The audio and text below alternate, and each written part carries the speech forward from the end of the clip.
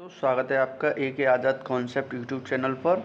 आज हम संविधान के महत्वपूर्ण संशोधन अधिनियम के बारे में बात करेंगे।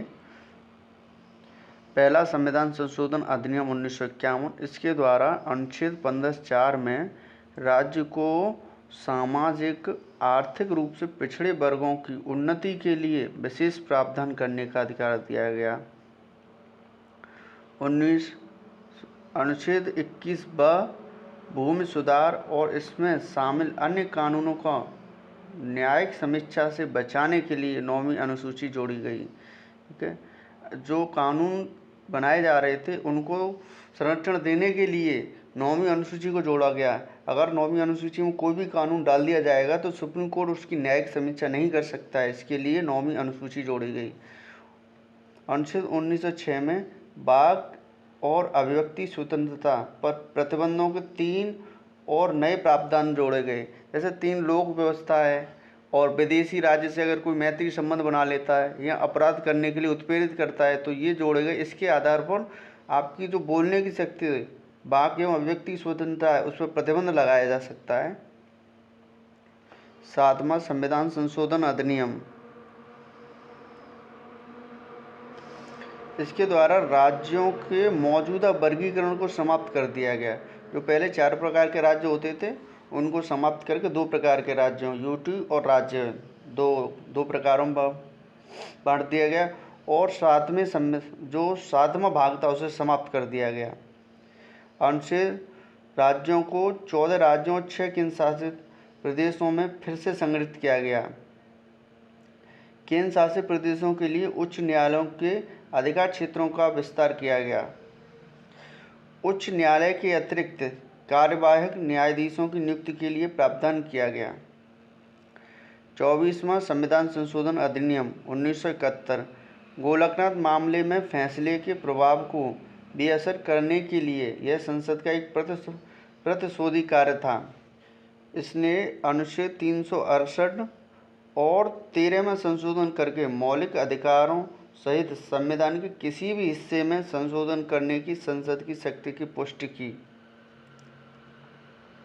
इसने राष्ट्रपति के लिए यह भी अनिवार्य कर दिया कि वे जब वे संशोधन विधेयकों को उनके समक्ष प्रस्तुत करें तो उन्हें अपनी स्वीकृति देनी चाहिए। 26वां संविधान संशोधन अधिनियम। रियासतों के पूर्वी शासकों के प्रीवी पर्स विशेषाधिकारों को समाप्त कर दिया गया। 36वां संविधान संशोधन अधिनियम 1975 35वां और 36वां दोनों सिक्किम से संबंधित हैं।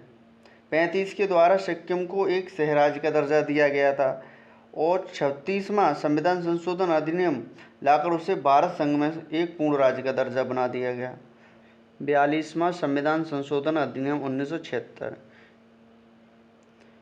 इसमें प्रस्तावना में 3 नए शब्द जोड़े गए: समाजवादी, धर्मनिरपेक्ष और समाजवाद। नागरिकों द्वारा जोड़ा गया मौलिक कर्तव्य नया भाग 4A। मंत्रिपरिषद की सलाह से राष्ट्रपति को बाध्य किया गया कि राष्ट्रपति मंत्रिपरिषद की सलाह मानने के लिए बाध्य होगा। अन्य प्रावधानों के लिए प्रशासनिक ट्रिब्यूनल प्रदान किया गया और भाग 14A जोड़ा गया। 1971 की जनगणना के अनुसार 2001 तक लोकसभा और राज्य विधानसभाओं की सीटों पर रोक लगा दी गई। न्यायिक जांच से परे संविधान संशोधन किए गए। राष्ट्र विरोधी गतिविधियों से निपटने के लिए कानून बनाने के लिए संसद को अधिकार दिया गया। समान न्याय, निःशुल्क कानूनी सहायता। इसमें नया अनुच्छेद 39 का जोड़ा गया। उद्योगों के प्रबंधन में श्रमिकों की भागीदारी के लिए 43 का अनुच्छेद जोड़ा गया और पर्यावरण, वन और वन्यजीव संरक्षण के लिए 48 का जोड़ा गया, 3 नए अनुच्छेद जोड़े गए। लोकसभा और राज्य विधानसभा का कार्यकाल 5 साल से बढ़ाकर 6 वर्ष कर दिया गया।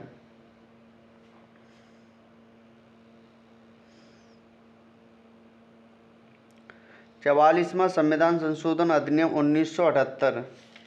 लोकसभा राज्य विधानसभाओं को मूल कार्यकाल बहाल किया गया, मतलब जो पहले 6 साल कर दिए, 5 साल से बढ़ाकर 6 साल कर दिया गया था, उसे वापस घटाकर 5 साल कर दिया गया। संसद राज्य विधानसभाओं में कोरम के संबंध में प्रावधान किया गया। कोरम बेसिकली 10% सदस्यों का होना अनिवार्य जरूरी है। जब भी अधिवेशन शुरू होगा तो 10% सदस्य होना चाहिए। राष्ट्रपति को कैबिनेट की सलाह को एक बार पुनर्विचार के लिए वापस भेजने का अधिकार दिया गया, लेकिन पुनर्विचार की सलाह राष्ट्रपति के लिए बाध्यकारी होगी। राष्ट्रीय आपातकाल के संबंध में आंतरिक अशांति शब्द को सशस्त्र विद्रोह में बदल दिया गया। कैबिनेट की लिखित सलाह पर ही राष्ट्रपति राष्ट्रीय आपातकाल घोषित करने के लिए बाध्य किया गया कि लिखित अगर राष्ट्रीय आपातकाल लगाना है तो कैबिनेट की लिखित सलाह ही आवश्यक है, अन्यथा राष्ट्रीय आपातकाल नहीं लगाया जा सकता है। संपत्ति के अधिकार को मौलिक अधिकारों से हटा दिया गया और इससे केवल विधिक अधिकार बना दिया गया।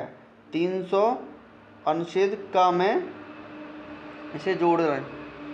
जो 19 में दिया गया था संपत्ति का अधिकार, वह हटाकर 300 का में जोड़ दिया गया। वहाँ पे विधिक अधिकार बना दिया गया, ना कि अब मौलिक अधिकार रहा है। 52वां संविधान संशोधन अधिनियम 1978।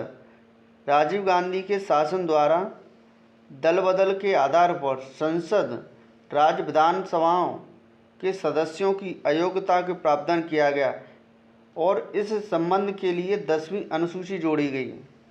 इसमें दल बदल का प्रावधान दिया गया है। 61वां संविधान संशोधन अधिनियम 1989। इसमें 326 में संशोधन कर दिया गया। जहां पहले मताधिकार की आयु 21 साल थी, उसे घटाकर 18 वर्ष कर दिया गया।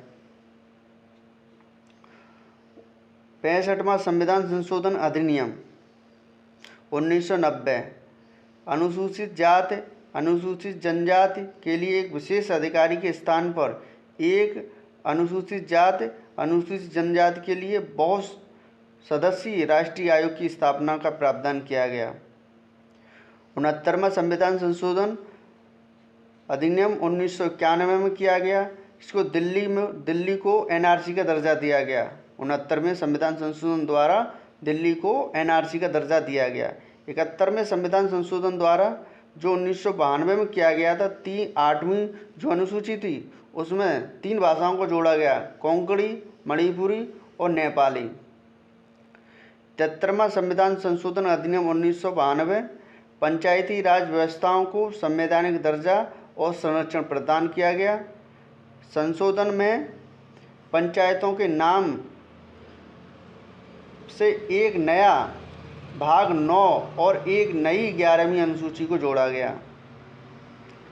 74वां संविधान संशोधन अधिनियम 1992। इस संशोधन में नगर पालिकाओं के लिए एक नया भाग 9A, नगर पालिकाओं के लिए नई अनुसूची 12 जोड़ी गई।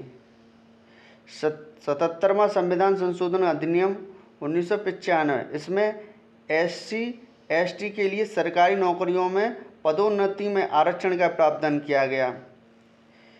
86वां संविधान संशोधन अधिनियम 2002। प्रारंभिक शिक्षा को मौलिक अधिकार बनाया गया। इस संशोधन द्वारा अनुच्छेद 21A को शामिल किया गया, जो पहले DPSP में 45 अनुच्छेद में दिया गया था कि सरकार जो 6 वर्ष से छोटे बच्चे हैं उनके लिए शिक्षा का प्रावधान करेगी। वह वहाँ से हटाकर 21A में डाल दिया गया। 51वां संविधान संशोधन अधिनियम 2003 में किया गया, जिसमें 10वीं अनुसूची के प्रावधानों को कठोर बनाया गया। केंद्र और राज्य में मंत्रिपरिषद की सदस्य संख्या लोकसभा तथा विधानसभा की कुल सदस्य संख्या का 15% से अधिक नहीं होगी, यह निर्धारित किया गया।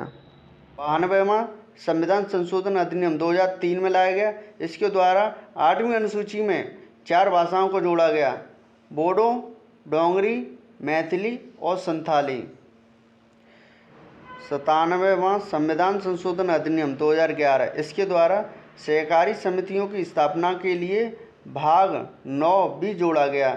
9 में पंचायतें, 9A में नगरपालिकाएं और 9B में सहकारी समितियों की स्थापना की गई।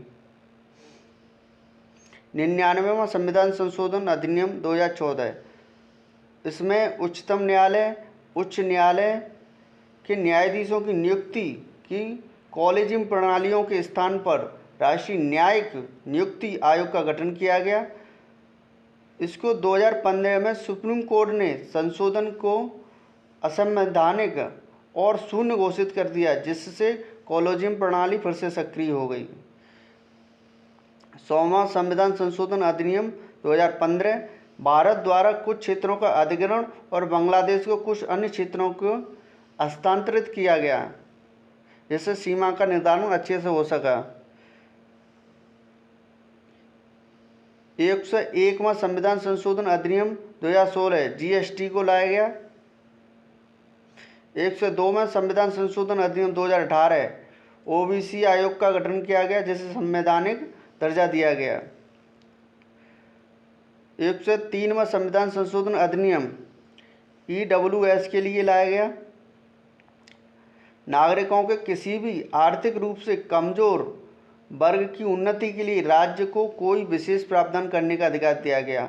10% तक आरक्षण मौजूदा आरक्षणों के अतिरिक्त होगा। राज्यों को ऐसे वर्गों के पक्ष में नियुक्तियों या पदों के 10% तक आरक्षण का प्रावधान करना होगा। 104वां संविधान संशोधन अधिनियम 2020, लोकसभा और राज्यों की विधानसभाओं में SC/ST के लिए सीटों की समाप्ति की समय सीमा 70 से बढ़ाकर 80 कर दी गई।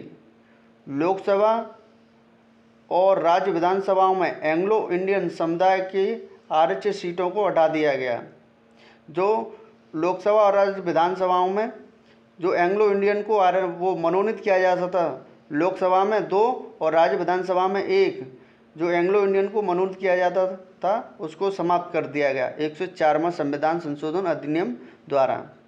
105वां संविधान संशोधन अधिनियम 2021, इसके द्वारा केंद्र राज्यों को सामाजिक तथा शैक्षिक रूप से पिछड़े वर्गों के लिए सूची तैयार करने के लिए सक्षम बनाया गया। धन्यवाद।